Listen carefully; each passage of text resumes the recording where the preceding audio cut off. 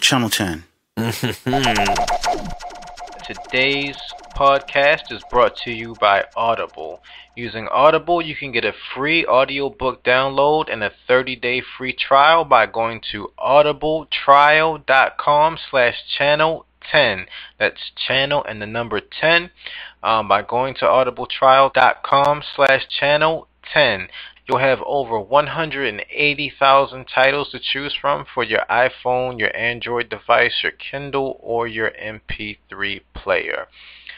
In addition, if you want to help support the podcast, you can go to channel10podcast.com, and whenever you order from Amazon, you can click on the Amazon link. There's a link at the top where you can click on an Amazon portal, and by going to Amazon and clicking that link, whatever you buy through Amazon will get a little kickback at no cost to you.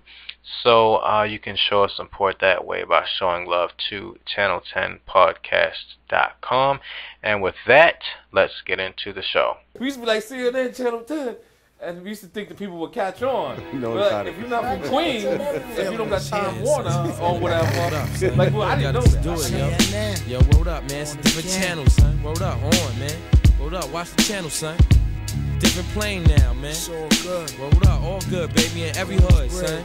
Word up, yo. CNN Network, Channel 10. It's on again. Street niggas, it's grown men.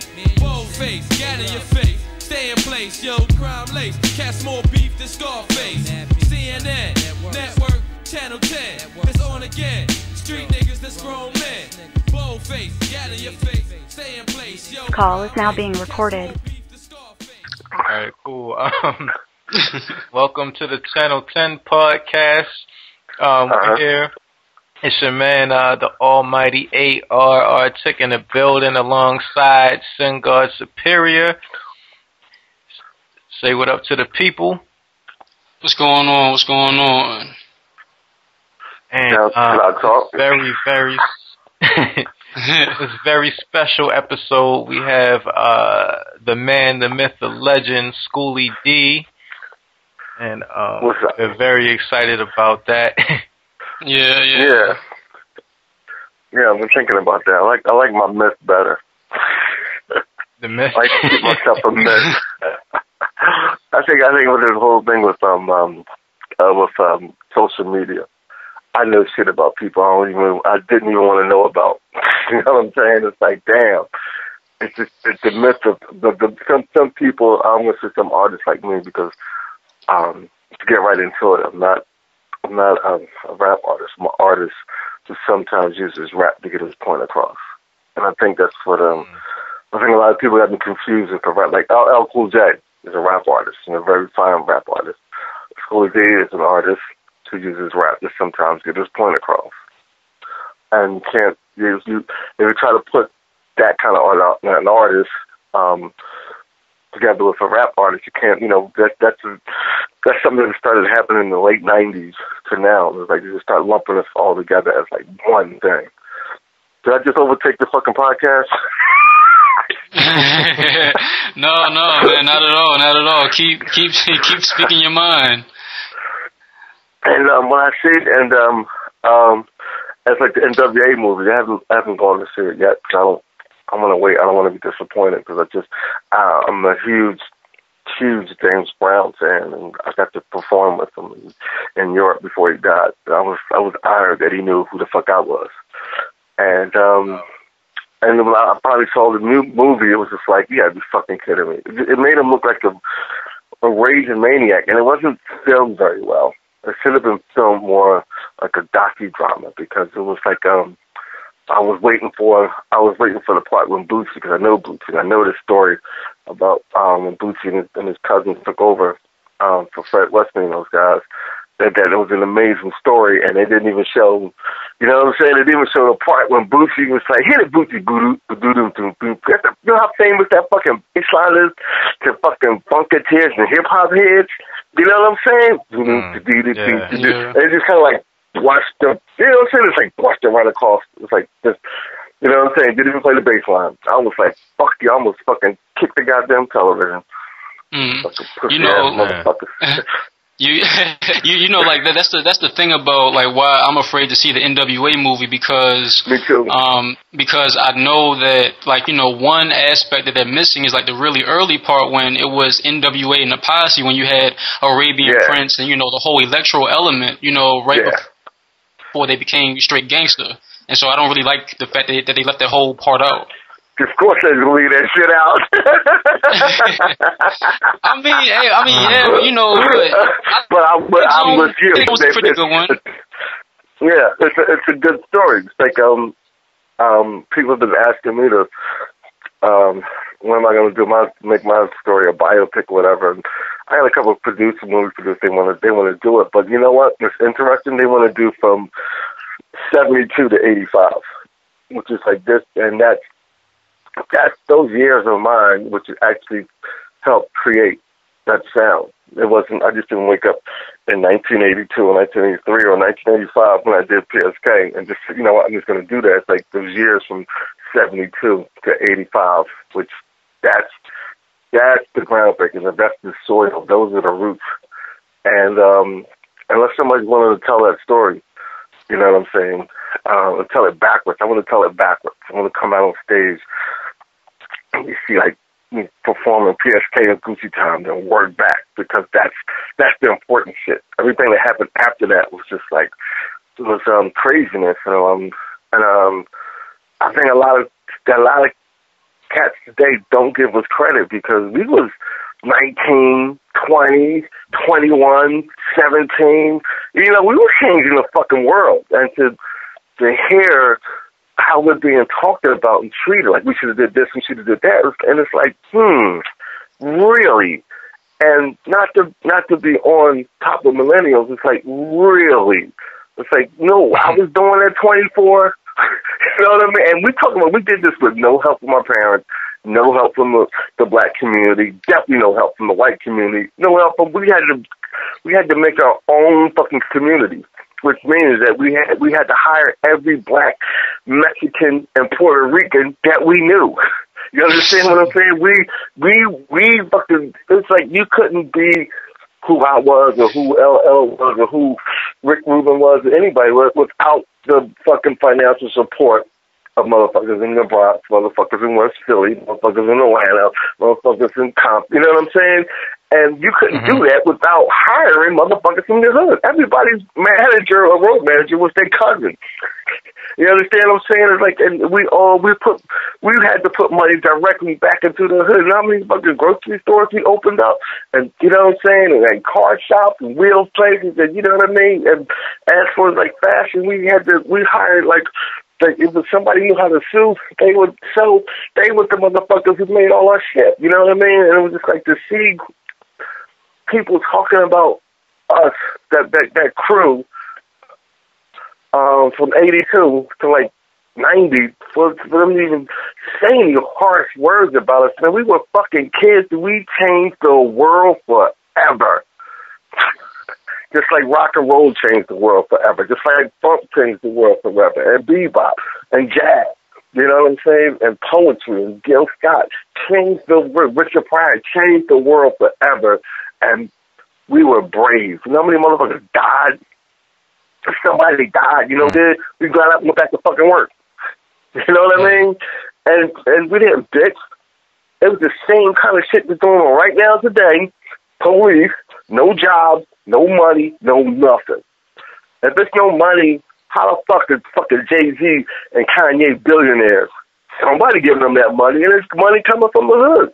Back in the day, they demanded. You know, you can't be a rap star. You can't be our star if you don't give back directly. So, okay, I'm off my soapbox. Probably, you know. But is that what you want to talk about? No, yeah, all of it. Was that what you wanted to talk about tonight? Because if it wasn't, it is down. One of the things that really intrigued me is that, you know, during the research, I saw that, you know, you graduated, I think, from high school in Atlanta, and then when you came back to Philly, you started your own record label at the age of 20. Yeah. And, like, you know, people do that now, but, you know, back then in the forefront and everything, you know, I was just wondering, like, how did you do that? I did it because, you know, it's not to sound crazy, but you know, I knew why I was here on Earth when I was such a young kid. It was like this, when I was 7 or 8, my father, we started a family band, so it was music. So we were raised to like change the world, and I had like a lot of. It was the 60s and 70s when it was like social change, when it was like, little black boy, you can do anything you want. And, you know, all of us didn't believe it, but I was one that believed it. And I believed it because it got reinforcement from my parents. You know what I'm saying? They said, well, and they taught us everything. They taught us how to stuff motherfuckers in Cadillacs, and they taught us how to cook and dress and clean. You know what I'm saying? Is how to fish, how to make a fire, how to fight, how to box, how to stab, how to fuck. You know what I mean? And so it was like, I'm just gonna say I was just born to do it. But I'm also a painter, and that shit take too long. That shit was taking too long, man. I remember I was in Atlanta, and I was working on this painting for a year. And my girlfriend was just like, you know, one of those fucking, you know, she had the black rim glasses and shit, long fucking cigarette holders. It needs more blue or some shit. I'm like, fuck that bullshit. I swear to you, I threw my motherfucking paintbrush down, moved back to Philly, and my parents was just like, well, what do you know about starting a record label? I was like, I don't know, but I knew, and I did. And I just knew. I just picked up the fucking phone book. I found what places you record. I found pressing plants. I found places that would make your labels. It was like we were all DJs in Philly, so I knew like everybody on all the record shops, and it was just like, well, you know what? You can get your record, we'll start it for you. So no.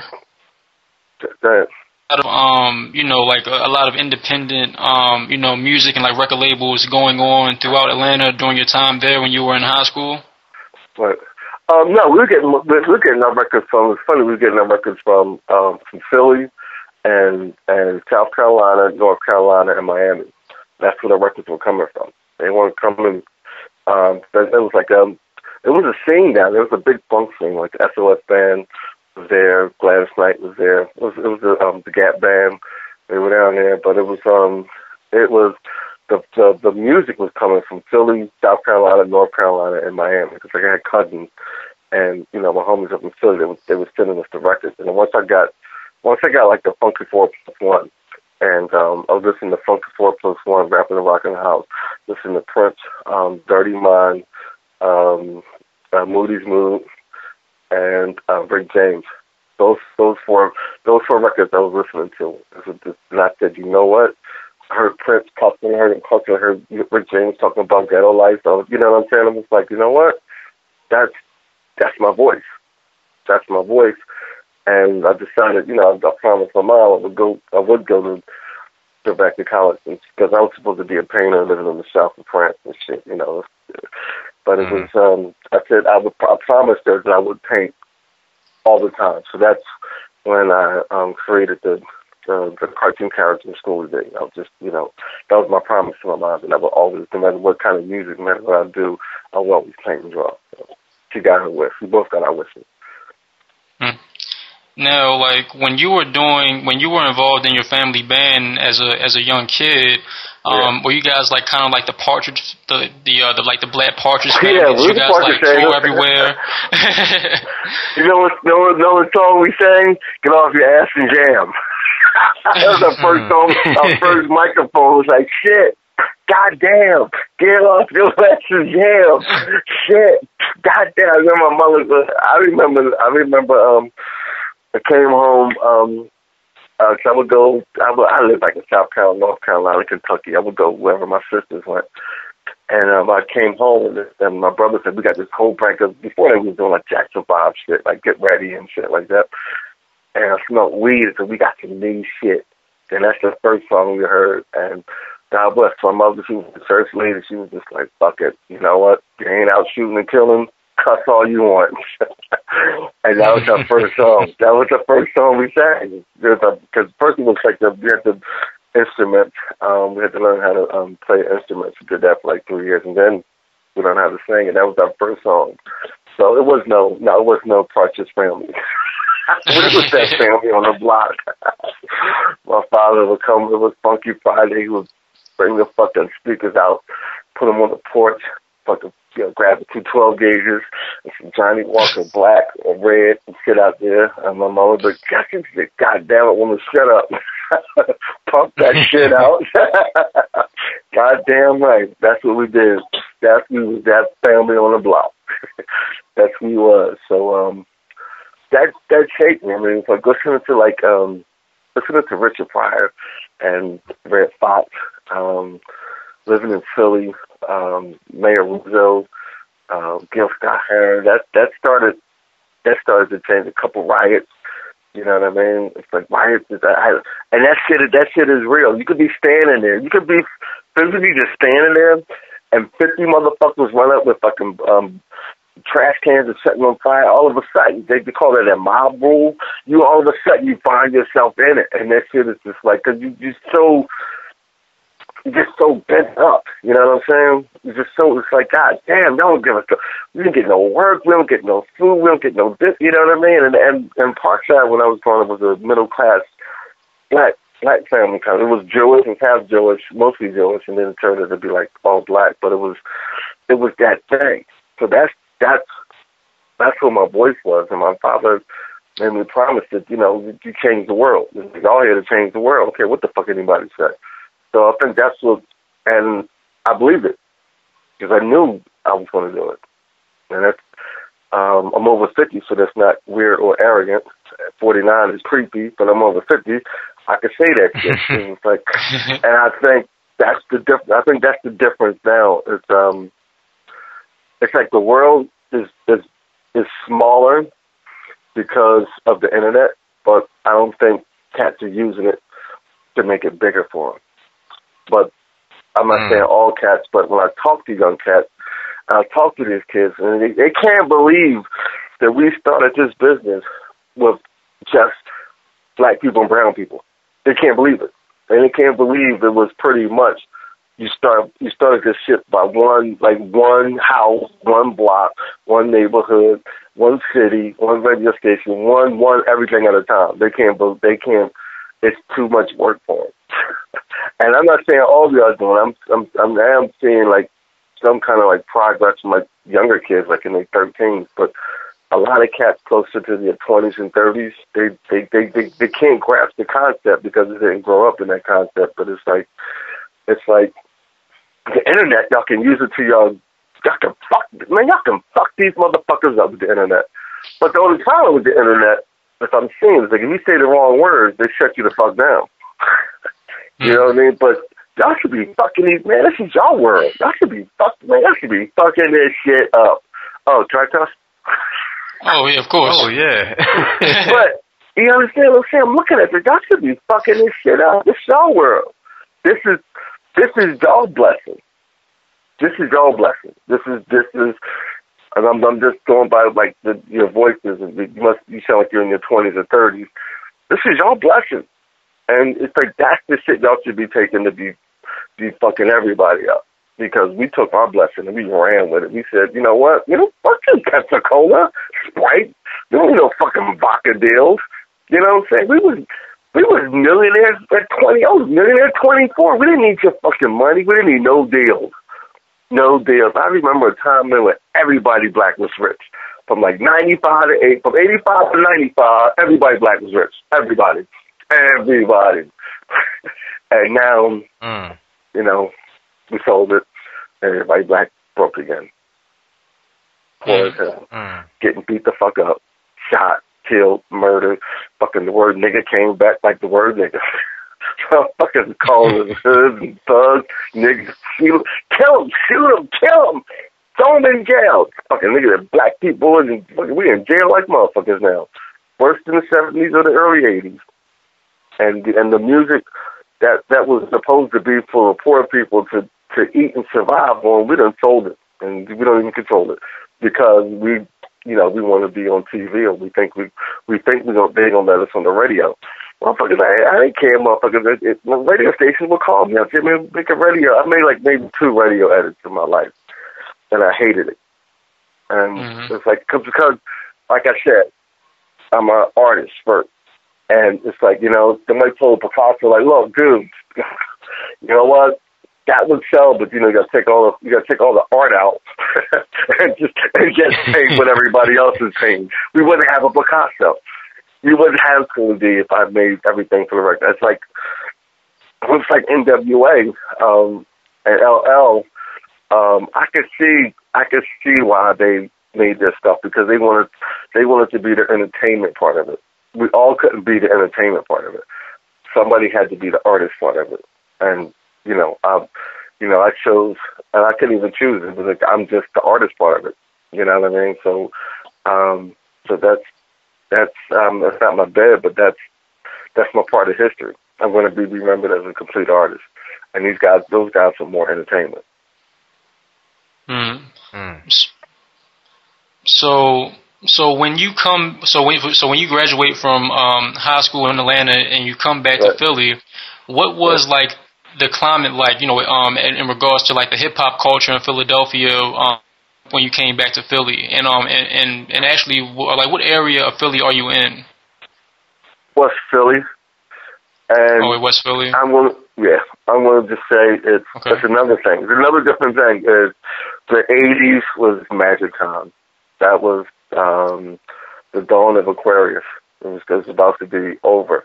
If you ever heard of the age of Aquarius, and that was about everything. Everything that happened in the 80s was fucking new, and it hasn't been something new created since the 80s. Like computers and phones, cell phones. And it was like hip hop, bebop, punk, thrash, all this shit, house music, all this shit. We had like probably 20 new genres of music in the 80s. 20 new genres of music. We had shit, colors was happening. We had like Miami Vice. We had new drugs coming on. We had like crack and ice. You know what I'm saying? Like Richard Pryor almost died freebasing. It was fucking, we had Oliver North. You know what I mean? It was fucking, we had the Jamaican drug gangs. It was like AIDS. It was, you know, man, it was like fucking magic. It was magic. You had to be dumb or had no fucking talent not to throw something at the wall and have something stick. I mean, it was so, you know what I'm saying? Like it was, if you had an idea between 85 and 95, you think, yo, man, I got an idea. Somebody said, oh, here's $100,000. Go work it out. You know what I mean? Because they were artists. They looked at us as it was artists, so it was magic. So when I came, it was just like block parties and blam, blam, blam. You know what I'm saying? I was like, fuck that, that would be a DJ. It was like, we got like 20 DJs, and we only got 30. We got 20 DJs and 13 MCs. We don't need another DJ. And my homies, Worldwide, Pimp Pretty, and Bones, it was just like, dude, you like, it's your voice, man. You always cracking people up. You always been strange. You always been saying shit. You're political. People listen to you and they laugh at you. It's like so they convinced me. Can I be DJ 21? But once I became MC 14, the next summer it was just me. It was me and Worldwide. That was it. Out of the 14 DJs. So I just, I was kind of like making my mark in it, but I knew that's what I wanted to do. And I was naive, and I still like me being a little naive because it keeps me from being a complete dick. You know what I'm saying? It's like if you're so fucking, it's like, I'm just a shit. You're just a dick. If you're like, you know what, I'm the shit, but you know what, I still gotta learn something. I still believe in magic. So I believe in magic, and which I still do, and I believe I'm magical. So it was like I just took that moment, and it was like a couple more than a few pivotal moments. Almost like I remember just like everybody was fucking rapping, and McFadden and Whitehead was coming down to checking out the rappers, and they wouldn't let me rap. They was leaving because everybody was kind of like sounded like Curtis Blow, like other New York rappers that just grabbed the microphone. I was just like, if the bitches got the itches at home, everybody just stopped. Grandmothers, babies, and they thought they were like, oh man, school even fuck up now, and they fucking applauded. grandma. It was the church ladies on the corner selling some weed. And then came along the fucking MC set. Everybody just like, holy shit. Holy shit. And then 2 months after that, later, I was opening up for Prince.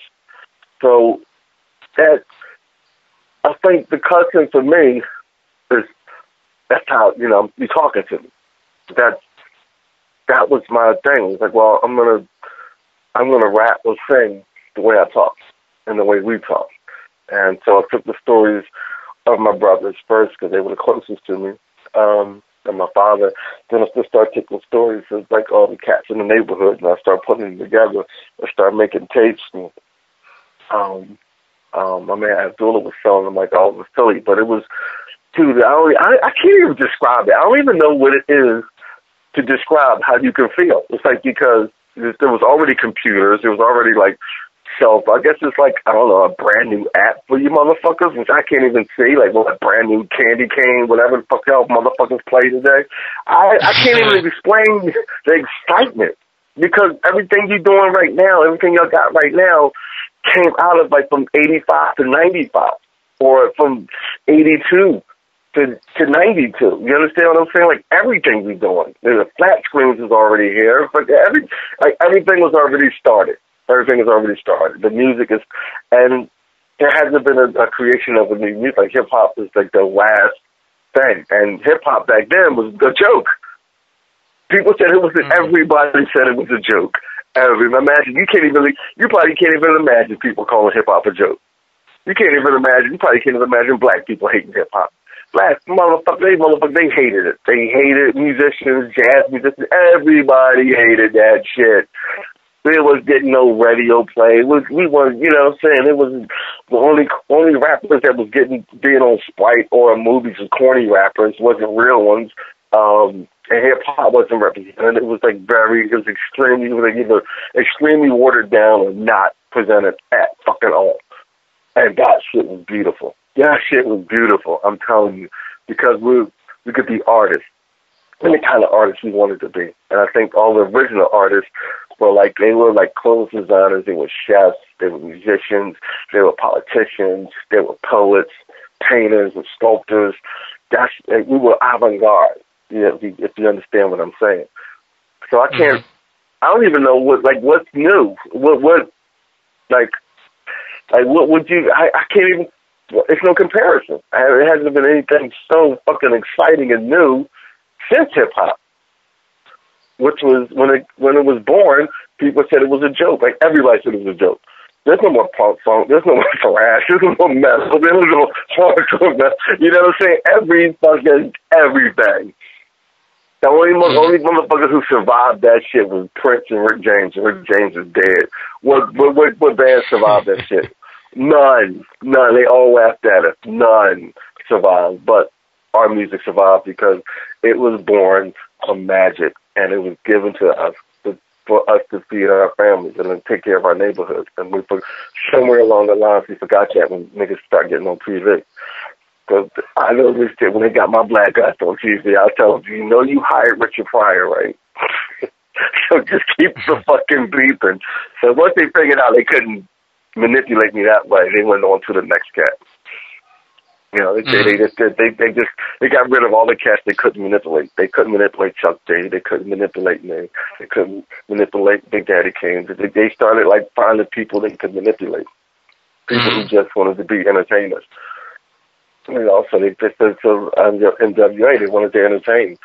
I think they did have a message, but they wanted to entertain their message, if you understand what I'm saying. They wanted to make music and videos like the movie Superfly, if you know what I mean. They took it that way. So we want to make it entertaining. In school, you could make it real and poetic. We want to make it entertaining. And there was enough room back then because there was only 10 rappers. You know what I'm saying? It was like 10 motherfuckers doing it. So it was enough elbow room for me to be the artist, Ice-T and NWA to be entertainers, LL to be a lyricist, PE and BDP to be political. And I'm just saying that like those three, you had like the X-Clan, you had like, you know, Queen Latifah, you know what I'm saying? You had enough room for women to be sexy and smart. Now you just got like a bunch of stank-ass bitches. It's, you understand what I'm saying? It was enough elbow room for everybody to do what they had to do, and the message was certainly clear, and we were speaking to our contemporaries who understood.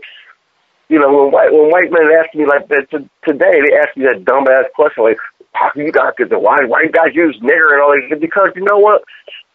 Me personally, y'all I never expect y'all motherfuckers to even listen to this shit. Because black people know when to use brother and when to use nigger.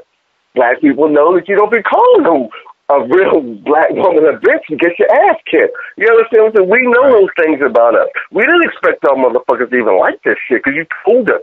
You said we ain't never gonna play it, we ain't never gonna like it, and it's a fad. So why now should we start catering, and changing it up for you, and which is what they're doing. These kids think that because they're talking about like kill, bitch, nigga, bitch, they think that they being original, and they think they're being hard, they think they're being black, but they just catering to what they expect us to do. And when the man feed it into various stereotypes. Yes. And that's why it's like, you know what? And then now is the time, because if you look, y'all motherfuckers look like Justin Bieber. And you look like when you can go buy that shit from Sears, it's time to change the fuck up. You understand what I'm saying? We were always thinking like, and it was magical, especially in the 80s, we were always for self-expression, and we wanted to be different from the man. Nobody wanted to be that greedy motherfucker on Wall Street. Now we want to be the greedy motherfucker on Wall Street, which is insanity. To answer the question. Going back to some of the stuff that you were talking about, I was curious because, looking at Ice-T, he always bigs you up, and he was talking about, he was influenced by you when he made the song 6 in the Morning. So I was wondering what your reaction was when you first heard that song, and then when you heard NWA and they had styles that were similar to yours.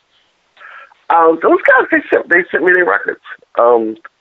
Fruity Records. We had Chris Schwartz, who I hired to talk the business. He opened up a little promotion thing on the side. He wanted to make some money on the side, so we helped promote NWA. We helped promote Two Live Crew up on the East Coast, and they sent me their records. And I was on tour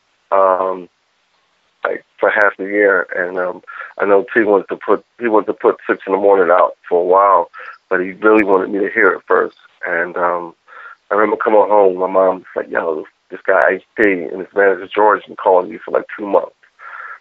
So I gave him a call back. And back in the day, if you needed to reach Schoolie D, all you had to do was call my mother. My mother would be like, "Baby, please call that man, but he been calling the house." Everybody knew that in the business. If you wanted Schoolie D to do something, he called his mom. And my mom's, "Baby, you need to get out there and do that." So he played it for me over the phone. It was like, and like the first 8 bars, it's like, I was just like, damn right. And he wanted me to come out. And I was heading over, back over to the UK. I was going to be there for a couple of months. I said I would come straight back. I wouldn't stop in Philly. I would go straight to LA, which is a fucking disaster. I was tired of shit. Just like fucking 12 hours, 13 hours.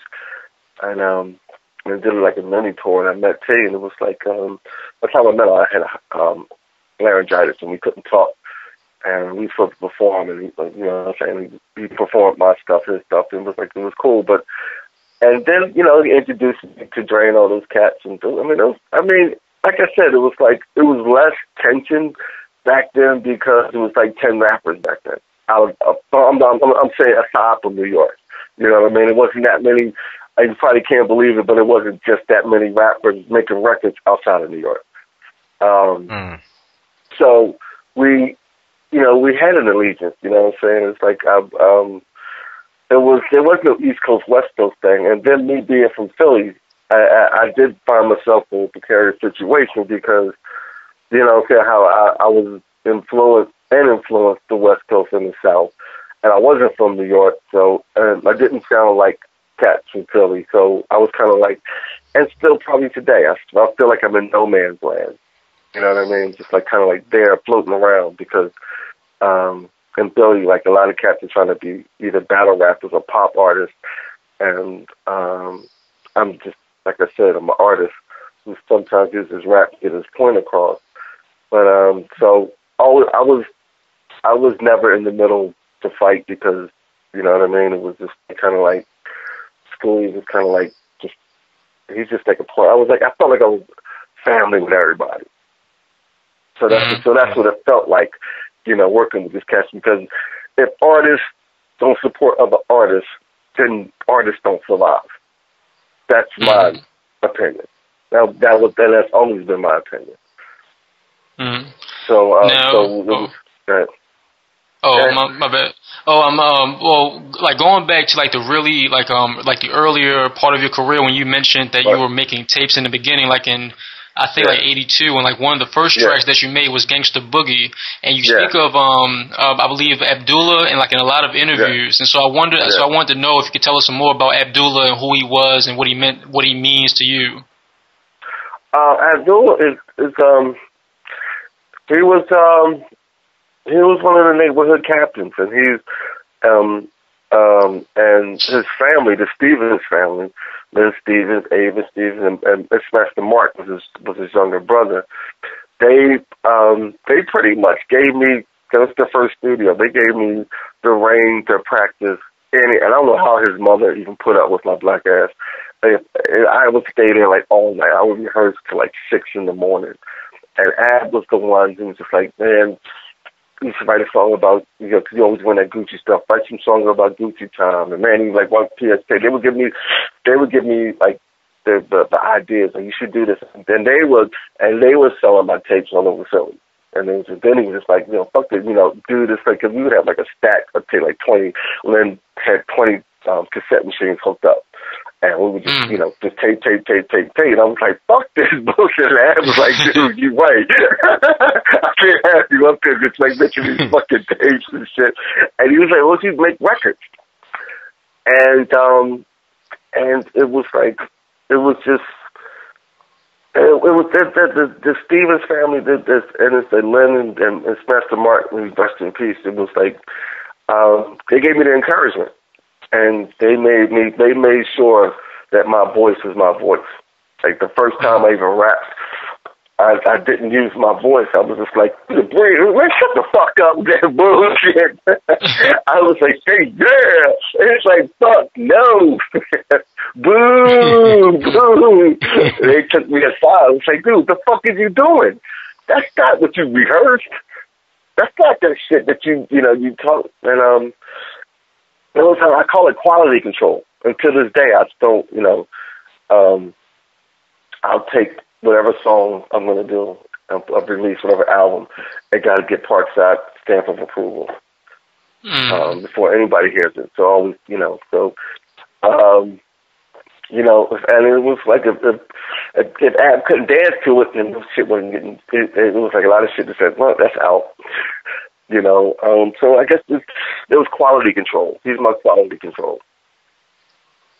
Okay, so like on your very first cassette that was circulating throughout the city, what exactly was on that cassette? So Gangsta Boogie was on that cassette, and then what else was on it? Gangsta Boogie was on it. A Part of Maniac was on it, and a bunch of freestyles. But the freestyles was more party rap kind of stuff, which wasn't my forte. It was like I was rapping with it was like the other 13 MCs. But the one thing that people kept asking for, they were like, cut all the other shit. It was like, just cut all the shit out of that tape, and we want that shit. Whoever this motherfucker is, you know what I'm saying? So I was coming home at night on the L and fucking NC turn the set. It was like that's the shit that people was doing. They were snatching gazelles before, you know what I'm saying? They was stealing sneakers and sticking and, 3-clock Monty and and it became like school. All they want, because we used to buy the tapes for like 4 or 5 minutes. And the Chrome, you guys remember that Chrome tapes. That was the shit back then, Chrome. And it was like 4 minutes aside, and it's like we just tape my songs, like, from both sides and sell it. And, you know, because the tapes just getting shorter and shorter. They couldn't just put one song on a 90-minute tape, so they were buying these tapes, so it's just like, you know, there's these real short tapes and just put them on, and then he was just like, you know what, you should put that on the record. So that was the first record I made from the tapes that I was selling in '82. Do any of these tapes still exist, do you know? Yeah, and they don't give them to me, and they're smart not to give them to me, because I'll lose that shit. I swear to God, don't touch me with my shit. Don't trust the artist with his shit. I tell my friends, don't trust the artist. The artists will fuck his shit up every time. I don't know why, but we will. So yeah, they all got copies, but they won't. I mean, I just got. Glenn just put like 10 DVDs of my early Block Party days. I'm just like, wow. I'm gonna put them on a CD and give them away to get them all edited down. But yeah, it was they all got it, but they can't trust me with shit. Women stealing from me and fucking burning my shit. You know how bitches get. That's happened more than a few times. All right, next.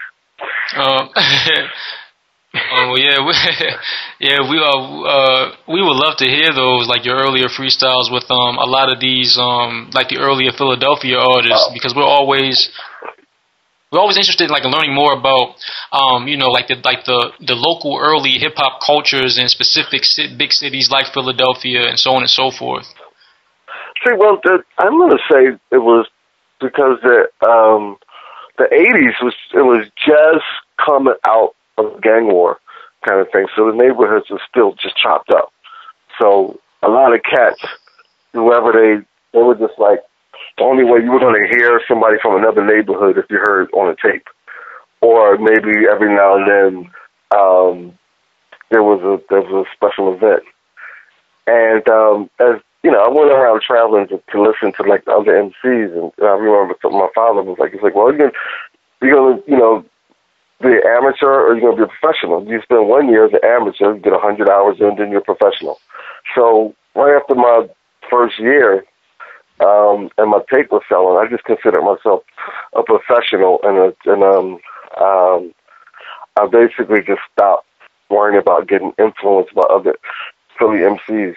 Even though I liked them, I just was like, and once the records came out, I was gone. I was like always out of Philly, and I was like I was like in my own head around the world.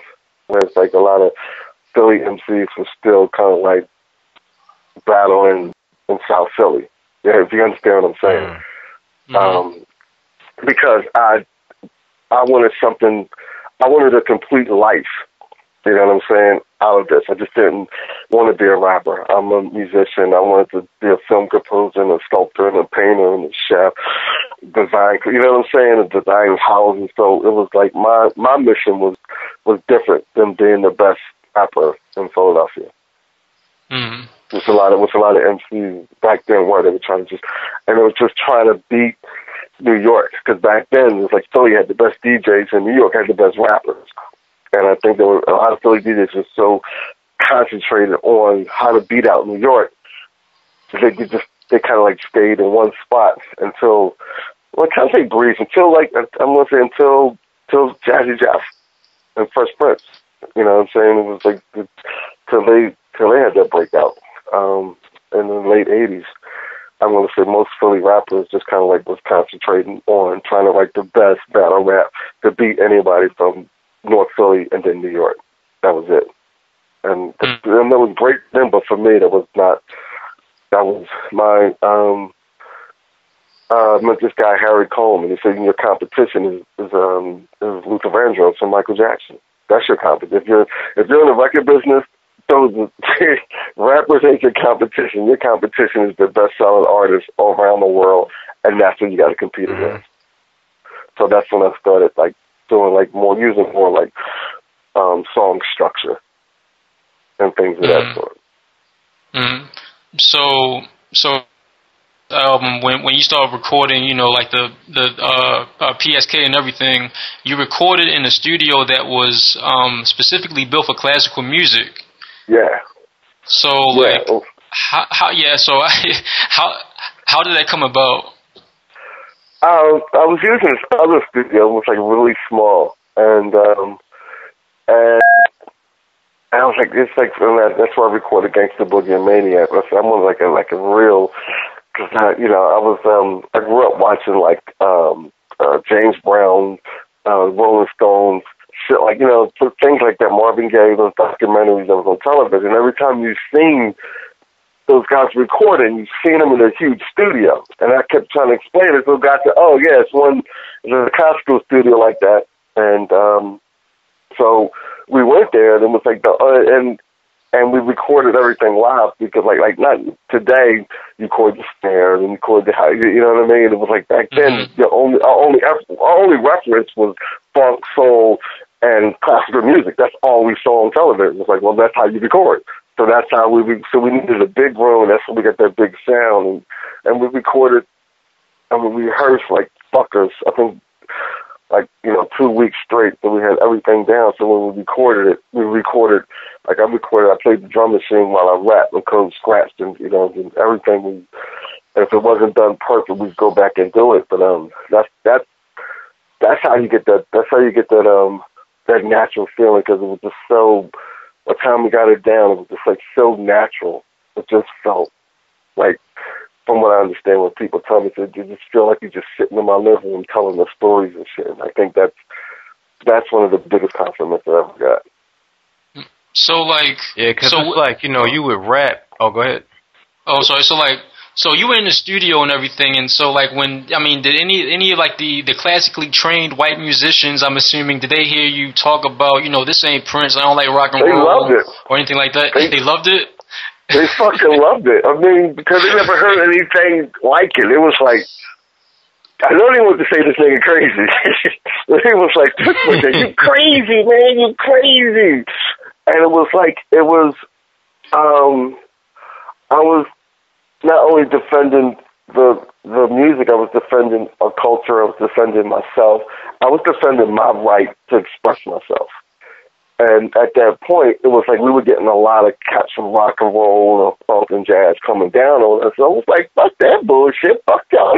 This is our music, this is our magic. You know what I'm saying? And I couldn't understand like what they were saying because like I said, most of those guys who in the original 10 years we were all actually musicians or painters or artists or poets. You understand what I'm saying? So I didn't understand why they didn't give us the credit, because they had to go through the same thing. It was like, they said this dude, it's like the same thing to James Brown. They said the same thing to Miles Davis and Coltrane and Bebop. And they said the same exact thing. Why do we keep making the same fucking mistake? Why everybody hate the next fucking thing? And then we were the next fucking thing because that's what was handed to us. And I didn't understand how these cats were just like coming down. It was like, dude, it was like every generation kind of like was breaking down to something more simplified, but actually more complicated, if you can understand what I'm saying. It was simplified and complicated because the fact that a lot of black neighborhoods, they got rid of the bandstand for bands to play, and they put in a disco floor when disco music came out. So a lot of kids, we were lucky. We grew up in a family with instruments, but a lot of cats started to not ever see an instrument. They got rid of the music programs in black schools. You understand what I'm saying? So all of a sudden it was like the only thing available was the turntable, and then like the only drum machine. Like, dude, we were geniuses. We had these little handheld Dr. Rhythms. You know what I mean? Handheld Dr. Rhythms, hitting that shit, and the funk box. You know what I'm saying? And that was genius. That was fucking genius, but they just, it took them 30 fucking years to fucking give it up to us. You know what I mean? That shit. Miles Davis always liked us. He always spoke highly of like hip-hoppers and beboppers. But it was like, I felt like I had to defend us, and I had to defend me, and it was like my craft. So it was like, fuck y'all. Like me, fuck you, right? I don't give up, and I love Prince, and we wound up having like a pseudo relationship. But it was like at that moment, really? he was dissing hip hop at that moment. He really was. But I loved him. I know I said fuck him, but I loved him, and I still do. I stab a nigga for, you know what I'm saying? Like, man, shut the fuck up, that shit, bitch. Boop, boop, boop. Shut your ass in the fucking trunk. You know what I'm saying? Can't fuck with prick. But it was like, we had to say, we had to be like that. We had to. We just had to.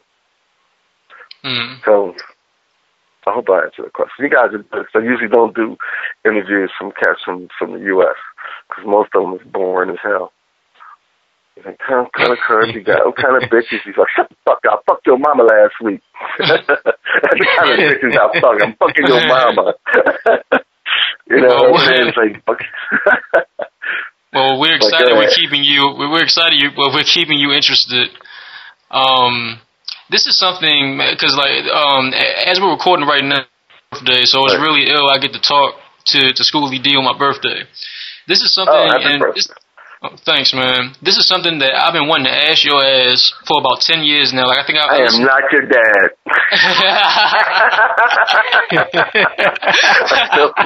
That's what that shit about. What the fuck is we on Maury or some shit? Oh man. Okay, man. Yeah, man. All right, like, this is the main question. Like, what the fuck were you thinking? Just like pretty much with nothing but drums, practically. My brother was a fucking amazing drummer, and he always told me it was like it's all about the beat. It's all about the drum beats, and it was and it's this thing. It's very well known. Scientists have studied like the brain waves, and it's like your brain. What it does is, if you listen to the music long enough, what happens is, and it's even when you read, your brain, if you notice, your brain fills in the next sentence. Like if you read fast enough, you read well enough, your brain will fill in the next sentence because it's like it learns the words. It just has to see like the first two letters, and you know it's like you know this is going to be that. So in music, if you listen to it long enough, your brain, like if you listen to PSK, all of a sudden you just like you just don't hear like the all of a sudden you hear then your brain will fill in all the extra instruments and I always use thought of my voice. As people would say, sometimes I mix my voice too low in the track, but it was like nothing. My voice is like it's the bass line. So I always knew that. So even and I would fucking high while I recorded this shit. So was like, yeah, man, what we were. We was always fucked up, but we was young, so it was energy. But if you have it's like you could tell the sound of the music by what kind of drugs people were using by the sound of the music. It's like so. Back when I was creating like on my first 4 albums, it was like a lot of like 40 ounces, a lot of like really good weed. So you can tell because the music, like I have like these 2.5 minute openings and shit like that. It was it took time for the track to develop. But now everybody's like cranked up on like Molly and all that shit. It's like you gotta come right in. You just gotta come right in. It's like bang, you know, because the brain is like this. It's bouncing. The drug is making the brain bounce everywhere. So the kind of drugs that cats are using in the studio is making the kind of music that's happening right now. So it's not you don't hear a lot of 2-minute openings. Motherfuckers, it's like people don't have the patience for 2-minute openings because the drugs, even the weed now, is just like I haven't smoked weed in years because this shit is crazy. You know, I don't know how motherfuckers can smoke weed and shoot niggas. You know what I'm saying? The weed was smoking, you might shoot him. Why you couldn't even lift the bullet? He's like, man, fuck that nigga, man. We'll see him tomorrow. You know what I'm saying? We'll catch that nigga next week at the party. But now, like the kind of weed and the kind of drugs people are doing is making people amp for the music. It's faster and just like kind of like really frantic and louder, like bam, and it's like with the computer, it's like you have every fucking drum machine on your computer right now. You have every fucking mode. You have every guitar. You know what I'm saying? So you got to choose from like 2,000 instruments. we had to choose from 5 fucking instruments. That was it. You had 5 instruments, and you had to make that shit sound fat as hell. And the first thing that's going to sound like fat as hell is the drums, the congas, and the guitar. And you got that down, you got everything else down. So we made music for the type of drums that people were doing, and that's every case. A lot of those jazz musicians, like most of those guys, they were, on Coltrane, they were like doing a lot of heroin. So you could see how they came up with those crazy combinations. It's like, it's like, wow, how the fuck did he put that in there? Because that's how high. You understand what I'm saying? So it's so back then it was nothing for us for a rap song to be 20 minutes. So in the first rap, first really record I really loved, Rapping and Rocking the House, I think it's like 16 minutes. That was nothing then. They do it. There's no rap song even 6 minutes today. I don't. Was it 3:30, 4:10, maybe 3:30? You know what I'm saying? So it was just like it was this. You're asking that question because you probably can't imagine people just sitting and people will bring a fucking. You would get an album. You would get the Public Enemy album and run the fuck home. Everybody be over. You walk in, fucking everybody getting their sheets out, their shit, bowling on, fucking like, what I'm saying? Got a roller skull, fucking album cover, everybody bowling up. Got one nigga, he bringing over the 40s in the fucking courts and shit. Couple bitches around, throw some incense on, and put Public Enemy on, and you listen to the whole fucking record. And you are amazed. And then you turn it over to the other side. You're amazed. And then you listen to the previous one and compare. And then you have conversations about it in that room. And it's just not done that way today. It's not, I think we had a better experience at that, but it's just not, like, everybody has their headsets. Even if people in the same room, nobody's listening to the same song. Nobody listens to the same music. You know what I'm saying? Everybody sitting in the room and they got their headphones on, and you don't have to talk. You can look up. Everybody's like listening to music and texting each other. So I can see that it's probably strange for you. Is that, man, just the fucking drum beat? Wow. But that was our signature and our magic for our time. Mm-hmm. That was a long answer, wasn't it? You fully answered my question, or something that I've been wanting to ask you for a long time. But going to the actual drum machine, is that a 909? 909. That's a 909. The 525, and I think the 535, something like that. Okay. I had them all linked up. Yeah, but the first one was 909. And the first one. Just layered them all together. Yeah. I had like many of them up all together. I just synced up. And so then what about like the reverb plates and everything like that? Like, what made you want to make it so echoey? Drugs. It was. I'm telling you, man. It was just like it's man. I just went through every now and then I go and I record with some young cats, and it was so fucking boring. I mean, it was like, dude, there was no drum machines around, it was nothing, and there was no bitches, no 40s, and, I don't drink fucking 40s anymore, weed is not my thing anymore. It was nothing, and because the computer made everything so clinical, that, for me, it was boring, because it wasn't live. But back then when we were recording this, it was everything was real. The reverb room, it's like they're real rooms. And these plates are just like this. Like, imagine if you go to your dining room, that wall, and put up another wall and put up, like, I guess 2 huge 8x10s, 10 plates. That's what they are, and then put a microphone in it, and those. And I was like, what the fuck are those things? And that's the reverb room. Everybody had a reverb room, so we set microphones up in there. I was like, I like this shit, and as the night goes on, because the recording session would be like from like 12 at night to like 6 in the morning. By the time the morning was done and everything was done and mixed and everything, it was just like that's how it came out. And no matter how I tried to change it, it was, I'm going to give you, like, I love Marley Marl, and I love his sound.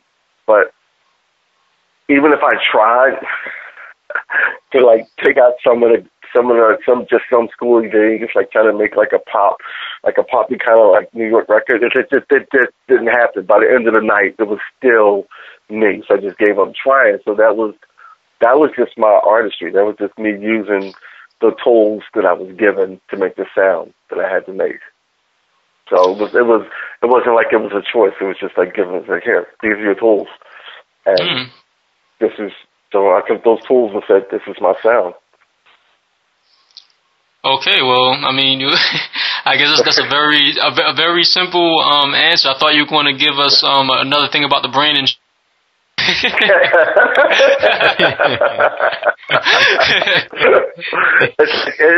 mean, just think about it. It's just like if somebody just walked in and just took away everything, took all your Skype, took all your things, took everything away, and said, "Okay, now communicate."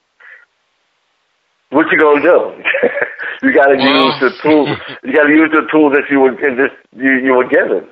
You know what I'm saying? Yeah, like back in the day, like you just say, okay, shit, I got to find a landline to do this fucking interview. It's like, shit, I want to tape it, and I can't use my phone because I can't use that. I can't use Skype. So if somebody in here got a fucking cassette recorder, no, you know what I'm saying, or a portable CD burner, well, you got to use that. Then that sound that you get from that would be so unique. Like, wow, this shit is unique. I'm gonna keep this fucking sound. And then that becomes your signature because those are the tools that were given you. It's like if you had to do this interview on a tape, somebody did the same interview with a CD burner, and somebody did the same interview on Skype. You understand what I'm saying? And it's like it would be the same interview, but everybody would have a different flavor. And whatever the tools you chose, that would be your sound. It would be your signature sound because that's how you learn how to manipulate it. Now, how did you meet Cold Money? I was sitting on my step, and he was getting ready to graduate high school, and just walked up and was like, "Yo, I heard you was looking for a DJ." I looked at him. He had a backpack on. I was like, "Who the fuck is this kid?" He was a kid. He was like 16, 17, maybe. And it was like, and he said, I hang on the turntables, but I can take it to my mom's crib and scratch on her component set. So I wasn't doing shit. So I was like, all right. So we took around the corner and scratched, and I was like, oh shit. 2 weeks later, we wrote PSK. And was that, but that, I mean, that's, well, if you believe in magic, that's what shit like that happen. Like, it's like some guys got to have somebody pointing them in a direction.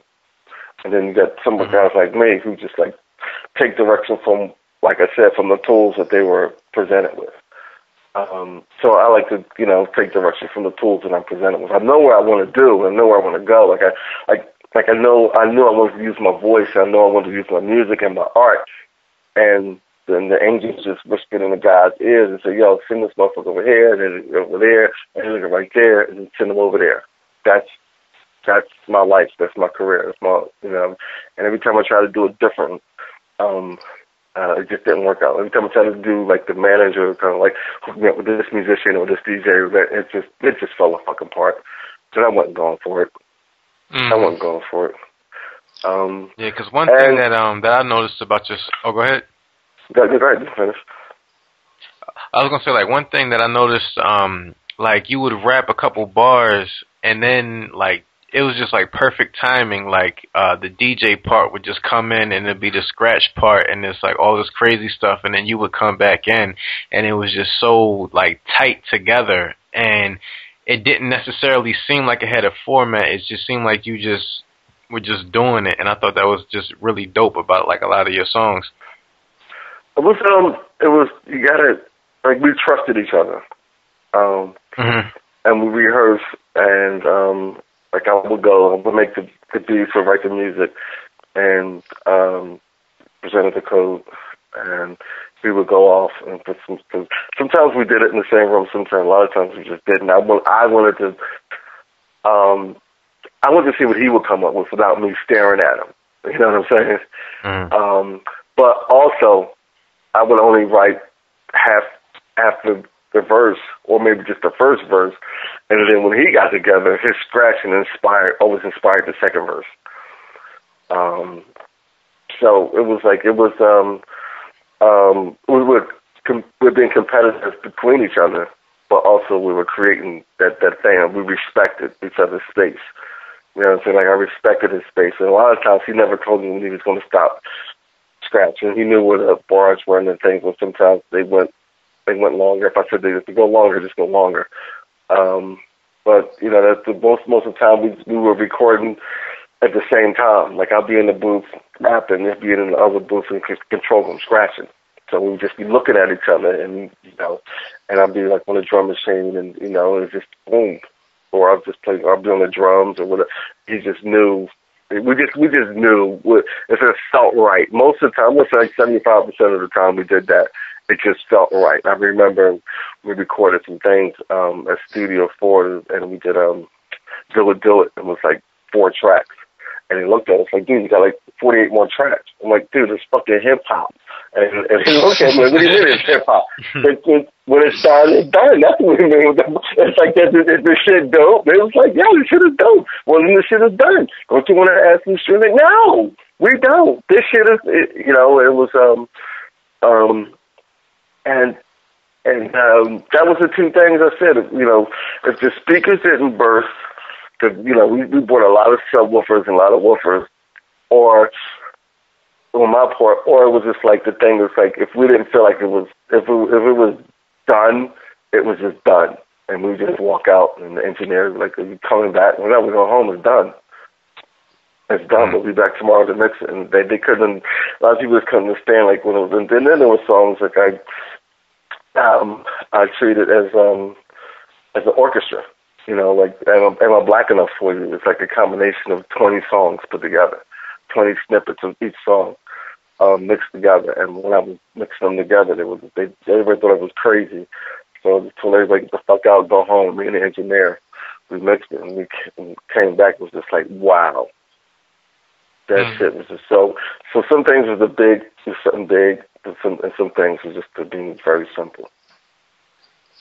Now, I was on the train earlier, and I was listening to the song "How a Black Man Feels," and it was like the perfect soundtrack to everything that was going on around me. And I was just wondering, what was the change in your mind state once you started to get into "Am I Black Enough for You" and "How a Black Man Feels," and what was going on around that time? It was on purpose. It was, you know. Once I made a half deal with the devil. I mean, because people were moving away from I was independent for so many years, but people were like the major companies were starting to like get involved, and nobody was paying up. So it was like, you know, they go out of business. And I had like 13 employees, and you know what I'm saying. So I was trying deals with these record labels, but I was like, you know what? I'm gonna get kicked off every. I'm gonna take their money. I'm gonna make the blackest fucking records ever. Get fucking motherfuckers. Am I Black Enough for You? I think it was like 15 songs with the word black in it. They was like, this nigga crazy. And because it was like, they was like, wait a minute, you can't be conscious and hardcore and gangster. And that pissed me the fuck off, because this was white men telling me that. And I was like, dude, my father told me no white man tell a black man how to be a black man. So how the fuck is he going to tell me how black I can be? It's like, and I think that was the point.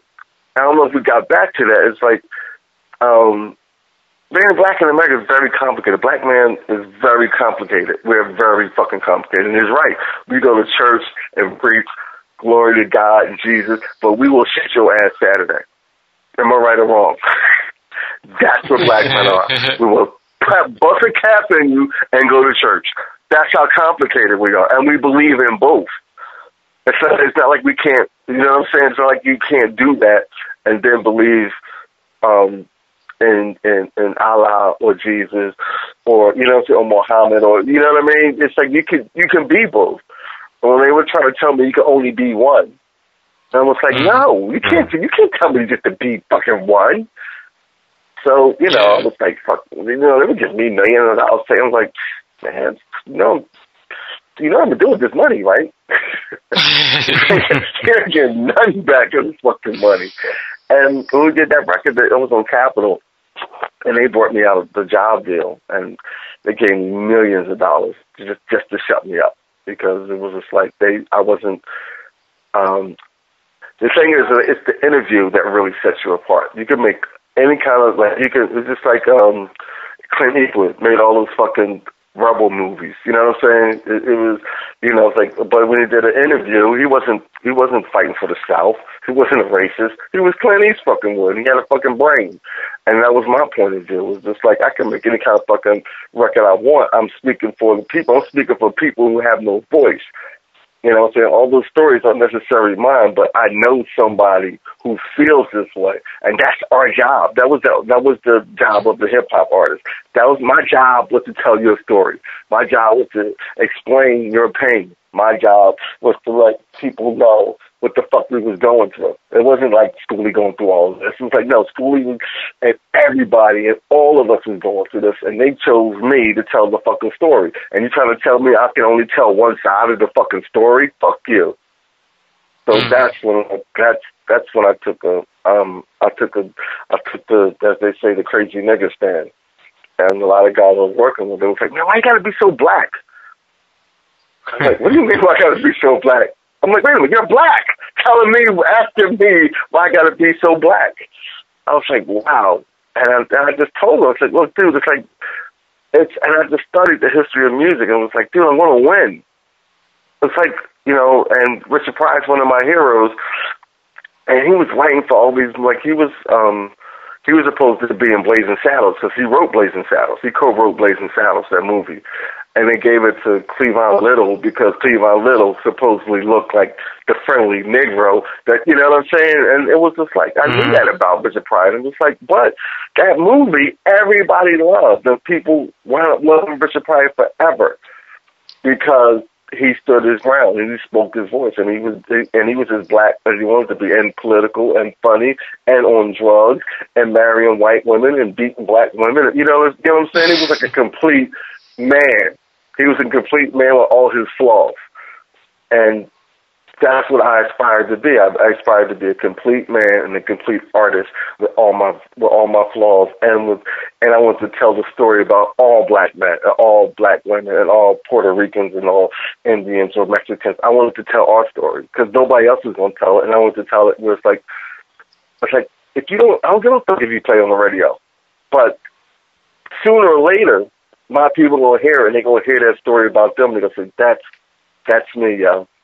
That's me. You know how fucking important that shit is for me being a kid, hearing some shit, and me, you know, Langston Hughes is reading him like every week. It's my favorite poet. Me reading the poem about the black mule, and you know what I'm saying? Like, he's just going to be a mule forever, and telling everybody to kiss their ass. I mean, I'm going to be black forever. I ain't changing. You know what I'm saying? I am not changing. I ain't changing.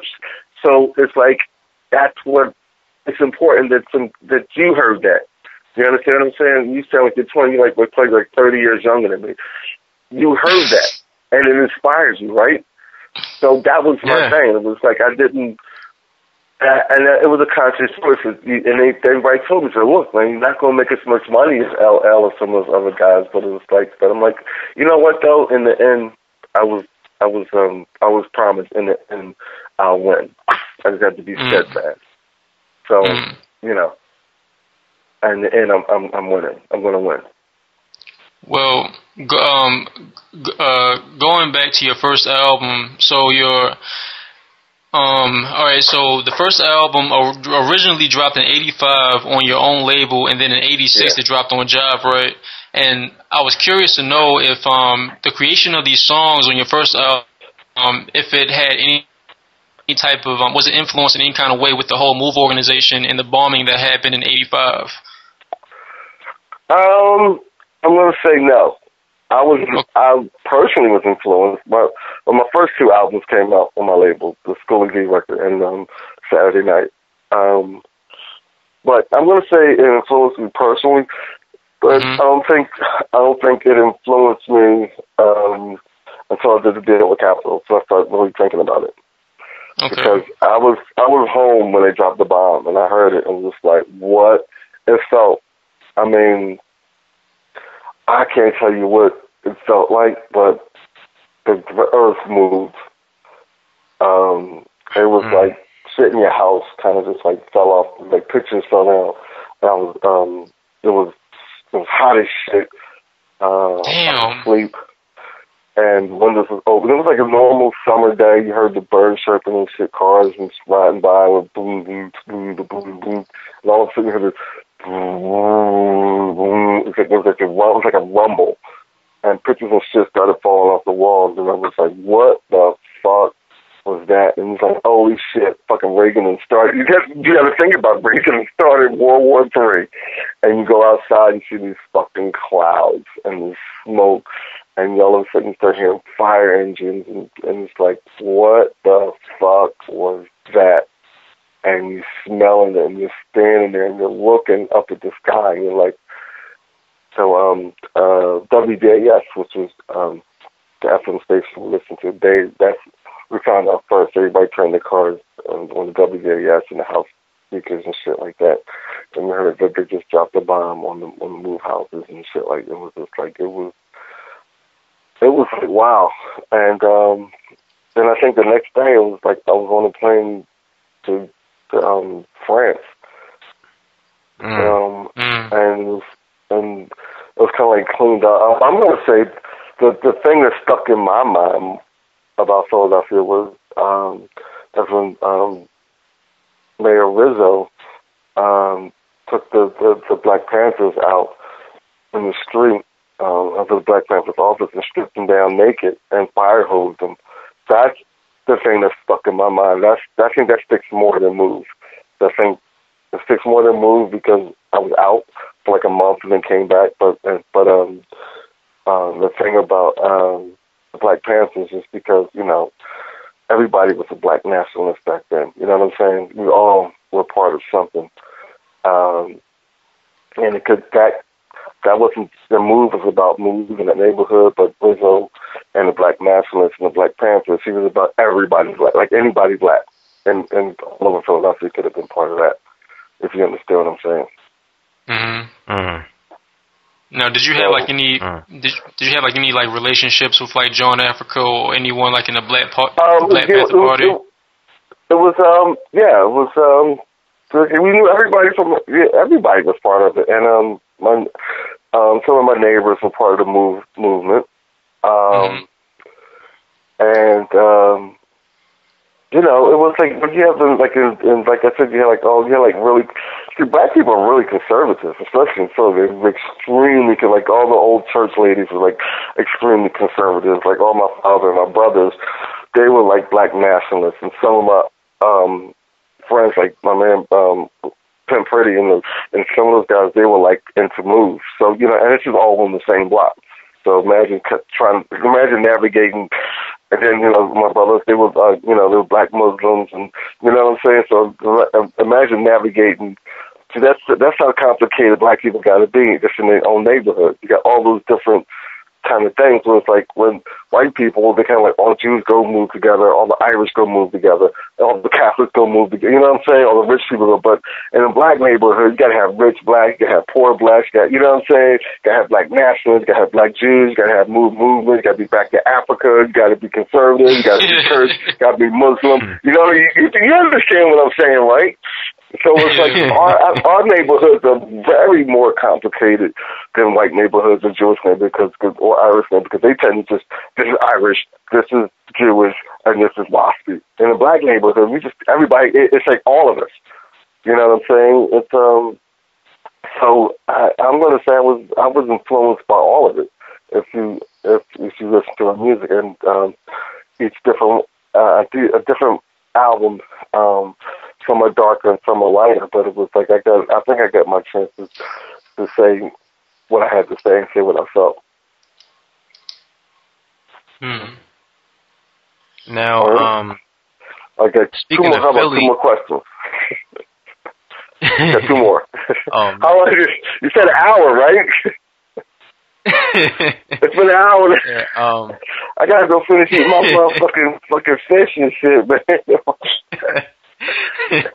Man, so much to cover with you. We're definitely lucky to have you on here. You know, we definitely appreciate it. Yeah, we may have to do like a part 2 or something, man. Yeah, we only made it past. We only got to 87. God damn. Yeah, man. Like, if you're down to do it. All right, go ahead. Give me 2 good ones. Well, not that other one good, but I'm proud of y'all motherfuckers. Actually, you're doing good. You're doing good. Appreciate it. Now, with you being like an artist and everything, and I was doing some research, and you were talking about your I guess transition from the music business of music to the film business of music, and how you got like a different respect from that. Can you speak on that and how the film thing started popping off for you? They were using my music in like film here and film there, but I think Abel Ferrara was the one who really saw. I'm gonna say this because I'm over 50. My genius. And I turned King of New York. I turned it down 10 times. I turned King of New York down 10 times. I said no, fuck that crap. No, I was recording "Am I Black Enough for You?" and I was like, I'm in my black mode. If you white, I ain't fucking with you. And so he was just like, fuck it. He really believed in me. And he went to RCA and was just like, can I get the Schoolie D tapes? As I was turning music in, for the album. And because they were my publisher. So he was taking it, and he was like using the music for the film without me knowing. And he called me, he did his first cut. And he called me to New York. And he sent a car for me, did the whole fucking 9, and I get there and said, look, man, I know you said no 10 times, but I'm telling you, you're a film composer. And I saw King of New York, and I was blown away. I'm like, shit. Because I always wanted to be there. I didn't think it was the right time. I didn't know but obviously it was the right time. I thought I had like at least till like 95 before I started, dabbing into, film composing. I thought I had more to learn. But he said, look, dude, it's like I'm studying your career, and your records are getting they're becoming more complicated. The music is complicated. And he said and he's looking at it, and rap music was starting to become more simplified. Around 90, people started picking, and then you had bona fide television rap stars. And he was like, it's like, you seem like the type of guy who want to make the music, who want to sell the music, and want people to hear it. Now you can have people hear your music on television and in the movies or the radio. And he said, if you make it for the radio, you're gonna have to water it down. So if you make it for me, for my films, they're gonna be on television and in the movies, and it pays more, and we can go to France and Italy, you know what I'm saying, and Germany and San Francisco. So I put a middle finger up to the record industry, and everybody thought I was crazy. And I invited cats to come, and he said, I'm going to give you an NYU education, and just never judge me, because, he was into his thing. And I was like, cool. So I went, and I had a fucking blast, and it was like I was allowed to fucking stretch out and be avant-garde and say, it's like to say stupid, because you don't know it's stupid until you say it. But if you're always afraid to say something stupid, you become a clammed up fucker. I could say all kinds of shit. Then I started to understand what Coltrane meant by blue and green, because you would see his colors, his music in colors. And I started seeing my music in colors. And I started to refer my music in colors, and people got it. And around that time, like the early 90s, people weren't as much avant-garde and poets, rappers anymore. They were just rappers. They're becoming rappers, rap stars. That was it. People were like, okay, this is the formula. We got it. Just rap, just cuss, just put some words together, boom. And then that's the new rap artist, where it's like if you didn't have something other than that, like Public Enemy, they definitely had like the political side, but then guys like the X-Clan and everybody else got swept aside, you know, because they didn't have a Flavor Flav. You know what I mean? So all of a sudden you had to start. I've noticed like the rap stars they were getting very picky, and then the South started coming, then the West Coast started coming, then the Midwest started coming, and it was becoming more of the entertainment side. And I do believe in entertaining, but I do believe in being myself also. So I chose film, and I had a fucking blast doing that shit. It was just, and I remember walking into the HBO studios, and there's an orchestra, and you know, and I was doing this film, Art Christmas, and it was like, well, who was the conductor? And they pointed at my little black boy sitting in the back.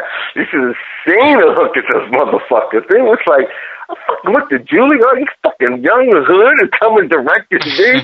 But the things that I was doing, it was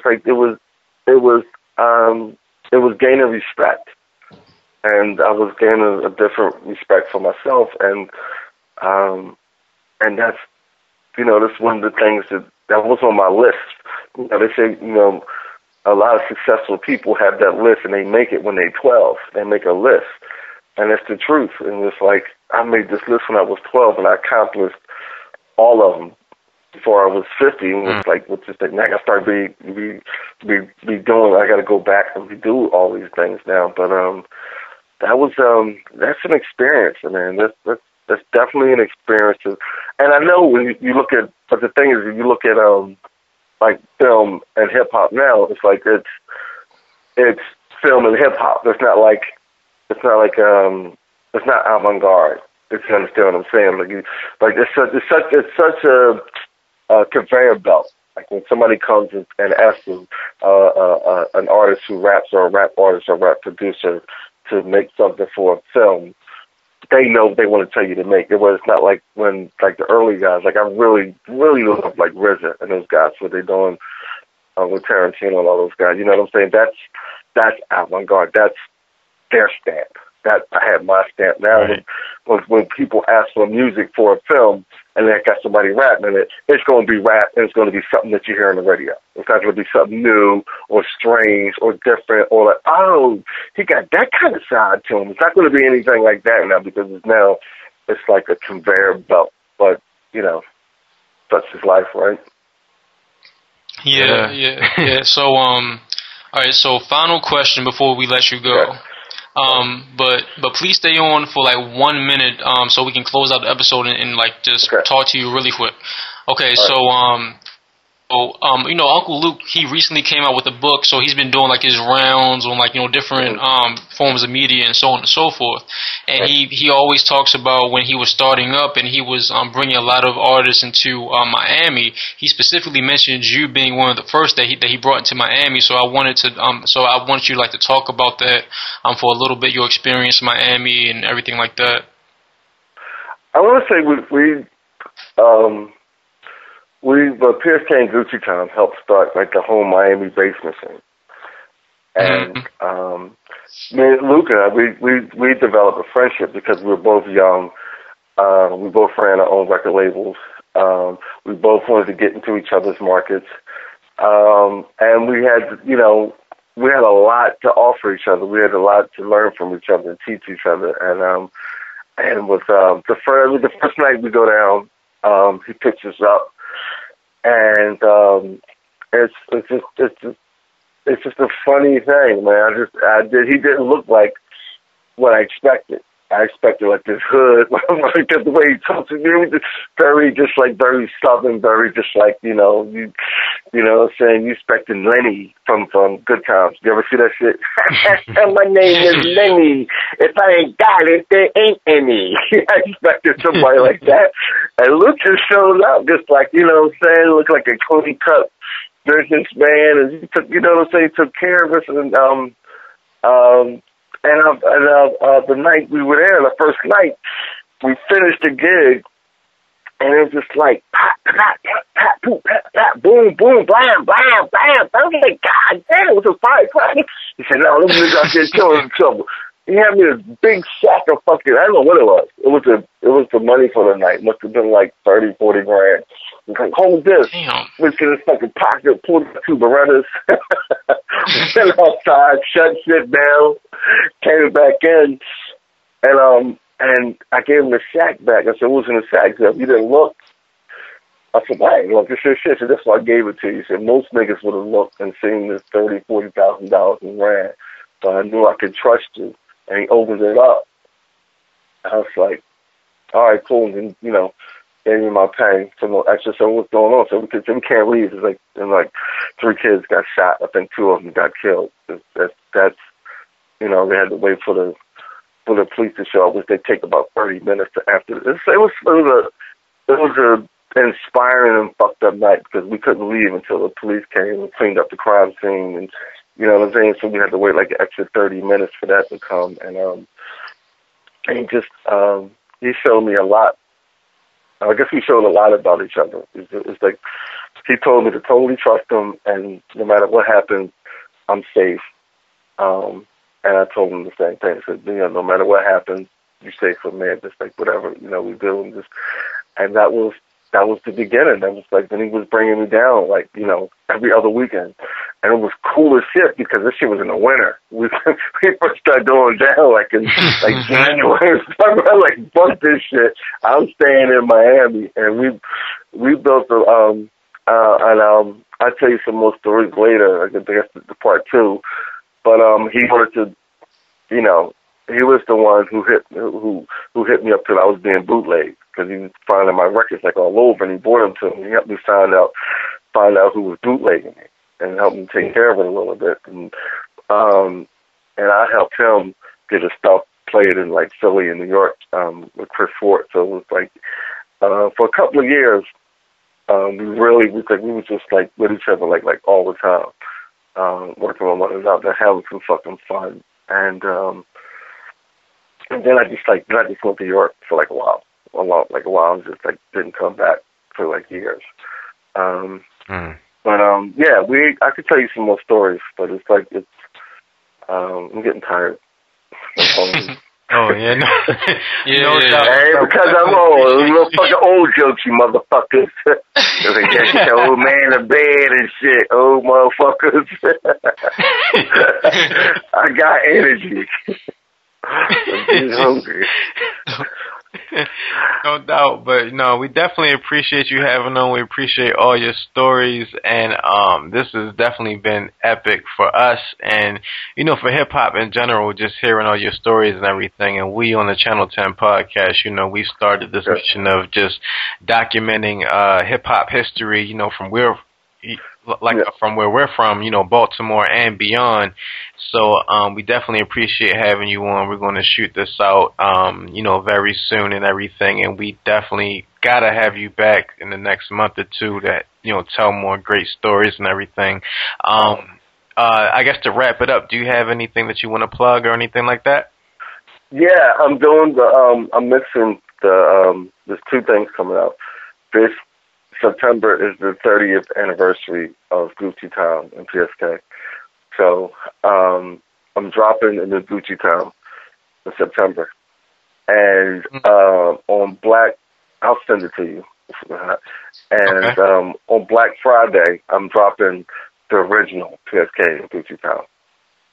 Yeah, so it's going to be the album, the record, it's going to be records. It's going to be yellow and white and yellow and black. Fucking nice. So there you go.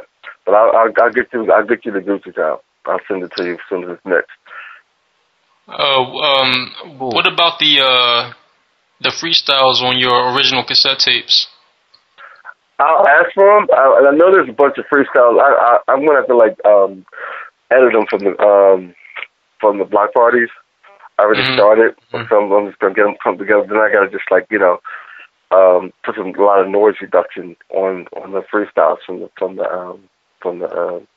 the block parties, and I might do that as a Christmas gift. It's like a free Christmas gift for all my fans. So you'll have them. You'll have them by Christmas. Cool. You're like, oh yeah, we're expecting this shit next week, motherfucker. How about next week? That's millennials. Yeah, can we have it now? Fuck no. Christmas is like 2 or 3 months, man. Shit. Yeah, you're right. There you go. Can't wait that long. Tell you, fucking Molly smoking motherfucker. Fucking Molly snorting, Cialis snorting motherfuckers. I know what y'all niggas do. No, but thank you so much, definitely for, gracing our little humble podcast, Original10podcast.com. Check us out on all the social media. Do your history to Schoolie D. We'll have him back in the next couple months, hopefully before Christmas. And, with that, happy birthday, Sun God Superior. We in the building. Yeah. We out. Peace. All right. Peace. All right, brother. I'm out. Feeling is here. Yeah, son, you feel it, man. Word up, son. You gotta just do it, yo. Yo, word up, man. It's a different channel, son. Word up, on, man. Word up, watch the channel, son. Different plane now, man. It's all good. Word up, all good, baby, in every hood, son. Word up, yo. CNN, Network, Channel 10. It's on again. Street niggas, it's grown men. Bold face, gat in your face. Stay in place, yo, crime lace. Cats more beef than Scarface. CNN, Network, Channel 10. It's on